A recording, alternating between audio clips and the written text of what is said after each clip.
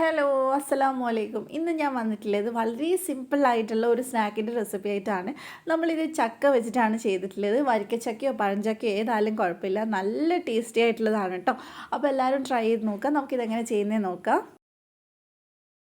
അപ്പോൾ ഇതുണ്ടാക്കാനായിട്ട് ഞാനിവിടെ 1 കപ്പ് ചക്കച്ചുള എടുത്തിട്ടുണ്ട്. അത് നല്ല പഴുത്ത ചുളയാണെങ്കിൽ നല്ല സൂപ്പറായിട്ട് നമുക്ക് അരച്ചെടുക്കാൻ പറ്റും. ഇനി ഈ പഴഞ്ചക്ക എടുത്താലും കുഴപ്പമൊന്നുമില്ല, വരിക്കച്ചക്ക തന്നെ വേണമെന്നൊന്നുമില്ല. അപ്പോൾ നല്ല മധുരമുള്ള ചക്കയും കൂടിയാണ്. ഇത് മിക്സിയിലിട്ടിട്ട് ഒട്ടും തന്നെ വെള്ളം ചേർക്കാതെ ഈ ഒരു പരുവത്തിൽ നമ്മളൊന്ന് അരച്ചെടുത്തിട്ടുണ്ട്. നിങ്ങൾക്ക് വെള്ളം ചേർക്കാതെ അരയ്ക്കാൻ പറ്റുന്നില്ല എന്നാണെങ്കിൽ 1-2 സ്പൂൺ വെള്ളം ചേർത്ത് അരച്ചാലും കുഴപ്പമില്ല. ഇനി ഇതിലേക്ക് ഞാൻ ഒരു 2 ടേബിൾ സ്പൂൺ മൈദ ചേർത്ത് കൊടുക്കുന്നുണ്ട്. പിന്നെ അതേപോലെ തന്നെ ആവശ്യത്തിന് പഞ്ചസാര, ഏകദേശം 2 ടേബിൾ സ്പൂൺ പഞ്ചസാര ഞാൻ ചേർത്തിട്ടുള്ളൂ. ചക്കയ്ക്ക് നല്ല മധുരമുണ്ട്. അപ്പോൾ അതുപോലെ തന്നെ ഞാൻ 3 ഏലക്കയും കൂടി കുത്തിയിട്ടിട്ടുണ്ട്. പിന്നെ ഒരു നുള്ള് മഞ്ഞൾപ്പൊടി ഇട്ടിട്ടുണ്ട്. ഇനി ഇതിലേക്ക് ഒരു നുള്ള് ഉപ്പും കൂടെ ചേർക്കുന്നുണ്ട്, മധുരം ഒന്ന് ബാലൻസ് ചെയ്യാൻ വേണ്ടിയിട്ടാണ്. എന്നിട്ട് നമുക്ക് നന്നായിട്ട് ഇതൊന്ന് മിക്സ് ചെയ്തെടുക്കാം. ഇതിൻ്റെ പൊടിയുടെ അളവ് എന്ന് പറഞ്ഞാൽ 2 ടേബിൾ സ്പൂൺ ചിലപ്പം മതിയാവില്ല, നിങ്ങൾക്ക് കുറച്ചും കൂടി ഇട്ട് കൊടുക്കേണ്ടി വരും. അപ്പോൾ ആദ്യം 2 സ്പൂൺ മാത്രം ചേർത്താൽ മതി. അപ്പോൾ ഇതിപ്പോഴും കുറച്ച് ലൂസായിട്ടുള്ള ഞാൻ 1 ടേബിൾ സ്പൂണും കൂടെ പൊടി ഇട്ട് കൊടുക്കുന്നുണ്ട്. എന്നിട്ട് ഒന്നും കൂടി നന്നായിട്ട് മിക്സ് ചെയ്തെടുക്കാം. നിങ്ങൾക്ക് മൈദപ്പൊടിക്ക് പകരം വീറ്റ് ഫ്ലോർ എടുക്കാം, ആട്ടപ്പൊടി എടുക്കാം, അതുപോലെ തന്നെ അരിപ്പൊടി എടുത്താലും കുഴപ്പമൊന്നുമില്ല. അപ്പോൾ നല്ലപോലെ മിക്സ് ചെയ്യുക.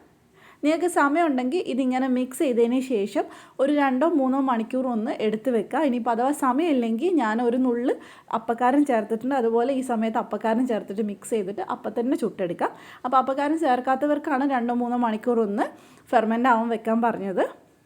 അപ്പോൾ നല്ലപോലെ മിക്സ് ചെയ്ത് ഞാൻ എടുത്തിട്ടുണ്ട്. ഇത് ഇത്രയും ലൂസായിട്ട് തന്നെയാണ് വേണ്ടത്, ഒരുപാട് കട്ടിയാക്കണ്ട മാവ് ചേർത്തിട്ട്. കാരണം നമ്മളിത് പഴം നുള്ളിയിടുന്ന പോലെ നുള്ളിയിട്ടെടുക്കുകയാണ് ചെയ്യുന്നത്. നമ്മൾ കണ്ണൂരുകാരെ പഴം നുള്ളിയിട്ടെന്ന് പറയും, പഴം വെച്ച് ചെയ്യും. അപ്പോൾ അതേപോലെ തന്നെയാണ് നമ്മൾ ചക്ക വെച്ചിട്ടും ചെയ്തിട്ടുള്ളത്. ഇതുപോലെ കയ്യിൽ ഇത്തിരി എടുത്തിട്ട് എണ്ണയിലേക്ക് ഡയറക്റ്റ് ഇങ്ങനെ ഇട്ട് കൊടുക്കുക ചെയ്യുക.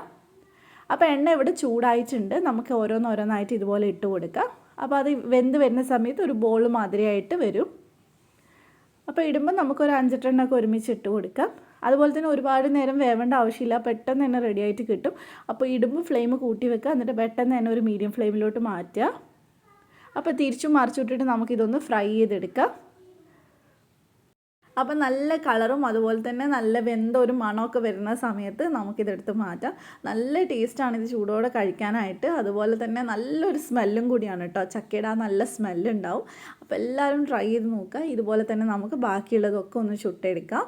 അപ്പോൾ നിങ്ങൾക്ക് വീഡിയോ ഇഷ്ടമായിട്ടുണ്ടെങ്കിൽ ചാനൽ ഒന്ന് സബ്സ്ക്രൈബ് ചെയ്തേക്കണേ. തൊട്ടടുത്തുള്ള ബെല്ല് ക്ലിക്ക് ചെയ്തിട്ട് ഓളോടെ ക്ലിക്ക് ചെയ്യുക, എന്നാൽ മാത്രമേ ഞാൻ വീഡിയോസ് ഇടുമ്പോൾ നോട്ടിഫിക്കേഷൻ വരുള്ളൂ.